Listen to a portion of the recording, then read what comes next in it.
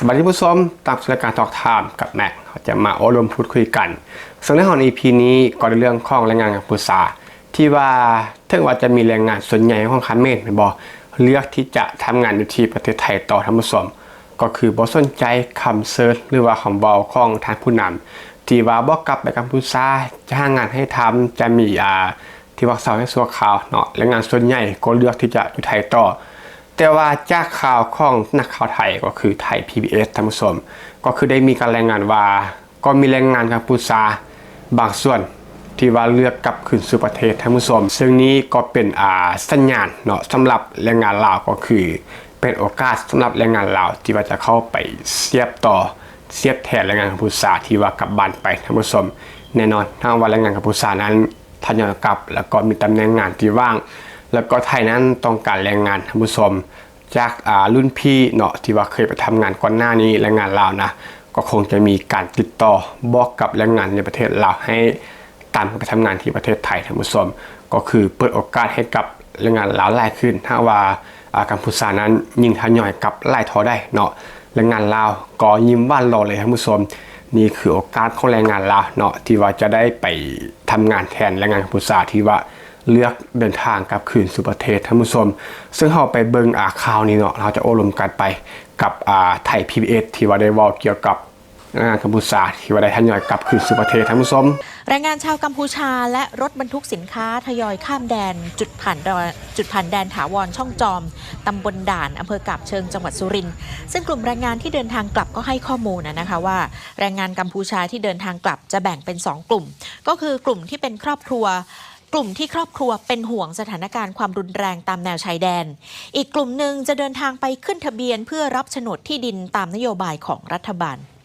แรงงานชาวกัมพูชาเปิดเผยว่าแรงงานที่อำเภอปากช่องจังหวัดนครราชสีมาที่ทำงานมานานกว่า20ปีตัวเองและภรรยามีรายได้รวมกันวันละ1,200ค่ะค่าใช้จ่ายต่อวันก็อยู่ประมาณ300เหลือวันละ900บาทแต่ที่ต้องเดินทางกลับในช่วงนี้ก็เพราะว่าครอบครัวเป็นห่วงและหาก2ประเทศเจรจากันได้ก็จะกลับมาทำงานในประเทศไทยอีกครั้งค่ะท่านผู้ชมเราก็จับประเด็นสำคัญก็คือมี2ประเด็นเนาะประเด็นแรกแล้วก็คือแรงงานครอบครัวของกัมพูชาที่ว่ากลับไปเนื่องจากว่าครอบครัวที่ทางบ้านเนาะครอบครัวที่อยู่ในกัมพูชานั้นเป็นห่วงก็เลยมีการติดต่อเนาะให้กับคนที่มาทำงานในประเทศไทยให้กลับคืนสู่กัมพูชาก่อนถ้าว่าสถานการณ์สงบสุขแล้วค่อยกลับมาเนาะอันนี้ก็บ่งบอกถึงความที่อันที่จริงแล้วแรงงานกัมพูชาก็บ่อยากกลับต่อท่านผู้ชมก็คือทำงานในประเทศไทยก็รายได้ดีแม่นบ่ได้งานดีมีนายดีก็บ่ได้กลับแต่ว่าเมื่อทางบ้านเป็นห่วงครอบครัวเป็นห่วงเนาะให้กลับไปก่อนแล้วก็ได้จำเป็นจะกลับไปท่านผู้ชมแล้วก็ที่2ก็คือเรื่องของรายได้ท่านผู้ชมก็คือเป็นรายได้ที่ว่าน่าตกใจหลายหลับแม็กท่านผู้ชมที่ว่าได้ฮู้เกี่ยวกับรายได้หรือว่าค่าแรงในสปป.ลาวก็คือน่าตกใจหลายเมื่อเทียบกับรายได้ที่ว่าทำงานในประเทศไทยก็คือในข่าวได้บอกว่ามีแรงงานกัมพูชาเนาะผัวเมียคู่หนึ่งก็คือรายได้รวมกัน 1,200 บาทต่อวันท่านผู้ชมเท่ากับคนหนึ่ง600 บาทท่านผู้ชมนี่คือรายได้ที่ถือว่าใช้คำว่ามหาศาลก็บ่โอเวอร์เนาะถ้าเทียบกับค่าแรงในกัมพูชาหรือว่าในสปป.ลาวท่านผู้ชม600 บาทต่อคนต่อวันรวมกันคู่ผัวเมียก็เท่ากับ 1,200 บาทแล้วก็ค่าใช้จ่ายท่านผู้ชมก็คือค่าของชีพนั่นแหละตกอยู่ประมาณวันละ300 บาทท่านผู้ชมคู่ผัวเมียทำงานได้วันละ 1,200 บาทรวมกันแต่ว่าค่าใช้จ่ายนี้เพียงแต่300เท่ากับเรื่องเงินเก็บ900 บาทท่านผู้ชมนี่ถือว่าเป็นเงินสะสมเป็นเงินเก็บที่ว่าเป็นก้อนเป็นกำเลยแหละกับการทำงานในประเทศไทยถ้าเทียบกับค่าแรงยกตัวอย่างคือค่าแรงในสปป.ลาวท่านผู้ชมแม็กซ์เลียให้ประมาณเนาะก็คือเฉลี่ยแรงงานขั้นต่ำอยู่ที่ประมาณ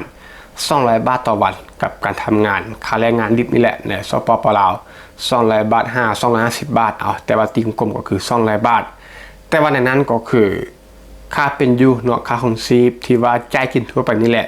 ถ้าว่าคนที่ประหยัดแดนเนาะ100 บาทต่อวันอาจจะกุมค่าแรง200 บาทจ่ายค่าอยู่ค่ากินค่าของชีพไปวันละ100เหลือเพียงแต่100 บาทท่านผู้ชมครูผู้มีรวมกันก็เหลือเพียงแต่200 บาทต่อวันแต่ว่าการทำงานในประเทศไทยได้วันละ600รวมกันก็คือ 1,200 ค่าของชีพค่าใช้จ่ายอยู่กินเพียงแต่300 บาทต่อวันเหลือ900 บาทในการเก็บท่านผู้ชมโอ้โหก็พอบ่พอท่านผู้ชมก็คือบ่เป็นเพียงแต่พอเนาะก็คือมันเหลือท่านผู้ชมก็คือบ่แปลกใจเนาะว่าเป็นหยังแรงงานลาวหลายคนท่านผู้ชมที่มาเห็นตามข่าวเนาะแรงงานลาวหลายคนที่ว่าไปทำงานในประเทศไทยก็กลับมาก็รีวิวเนาะรีวิวว่าซื้อรถเนาะท่านผู้ชมซื้อรถใหญ่นะก็คือเป็นรถกระบะเนาะเอามาค้าขายโอ้คันนึงก็หลายแสนบาทท่านผู้ชมเป็นล้านบาทก็มีหรือว่าปลูกเฮือนท่านผู้ชมก็คือสร้างบ้านนี่นะ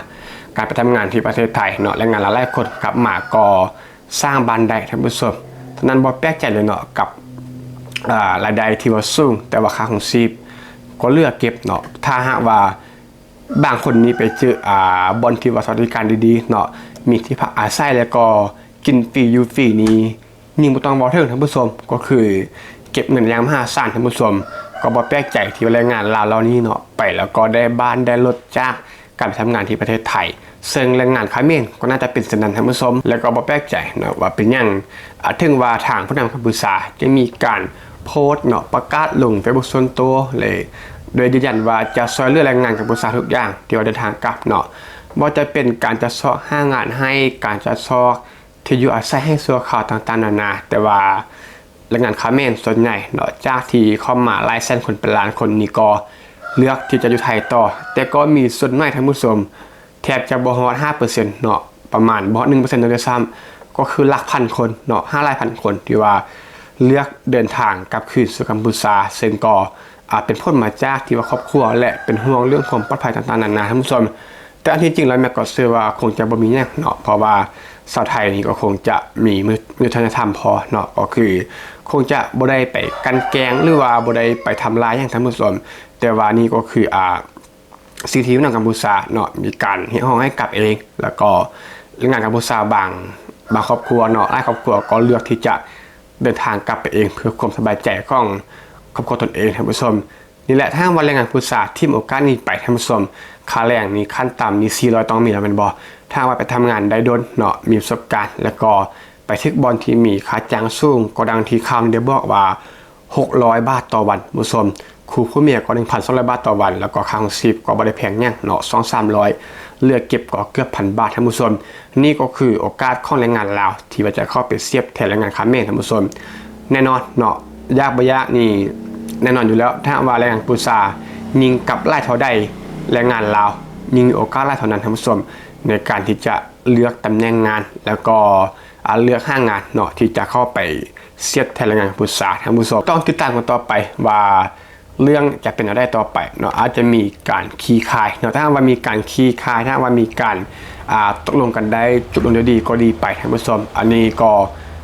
บ่อยากให้มีไพ่เนาะเกิดการสิว่าซื่อเสียอยู่แล้วท่านผู้ชมแต่ถ้าว่าเรื่องยังบานปลายหรือว่าหนักหน่วงขึ้นไปเนาะงานกัมพูชาก็อาจจะมีการเลือกกลับบ้านแรกขึ้นกับประเทศแรกขึ้นก็เป็นโอกาสให้กับแรงงานลาวเป็นบอสที่ว่าตั้งใจอยากจะไปหาเงินถ้าไปเก็บเงินอยู่ที่ประเทศไทยท่านผู้ชมแรงงานลาวเชื่อว่าต้องเตรียมพร้อมในการไปเทียบแทนแรงงานกัมพูชาท่านผู้ชมสำหรับเรื่องของ EP นี้ก็ประมาณนี้ก็แล้วกันท่านผู้ชมรับท่านผู้ชมชาวไทยที่ว่าทุกท่านเนาะที่ว่าได้คอมเมนต์ในซองคอนเทนต์ที่ว่าเกี่ยวกับแรงงานลาวจะไปทำงานที่ประเทศไทยแทนแรงงานกัมพูชาก็คือชาวไทยเนาะพี่น้องชาวไทยไล่ทานก็คือน่ารักเลยเนาะก็คือเป็นมิตรเนาะก็คือยินดีต้อนรับแรงงานลาวเนาะก็คือทุกท่านคอมเมนต์ก็คือทุกคนต้อนรับแรงงานลาวทุกคนท่านผู้ชมอันนี้ก็คือขอบใจเนาะแทนแรงงานพี่น้องชาวลาวที่ว่าได้รับโอกาสจากพี่น้องชาวไทยท่านผู้ชมก็ข้อฝากแรงงานลาวเนาะที่ว่าไปทำงานในประเทศไทยเขาก็ตั้งใจไปหาเงินเนาะบ่ต้องไปสร้างเรื่องคือกับประเทศอื่นเนาะที่ว่าไปไทยแล้วก็ไปสร้างเรื่องเชื่อว่าพี่น้องชาวไทยเนาะทุกคนจะยินดีต้อนรับแรงงานลาวท่านผู้ชมจะหาเห็นกระแสหลายๆช่องทางท่านผู้ชมก็มาในรายการเรื่องของ EP นี้ท่านผู้ชมที่ว่าฟังว่าจุดนี้เนาะมีตัวได้จะมาเรียกเปลี่ยนอารมณ์กันที่กองคอมเมนต์ก็เต็มที่เลยและใน EP นี้ก็ต้องขอบใจทุกท่านที่มาฟังพบกันใหม่ใน EP ต่อไปขอบใจ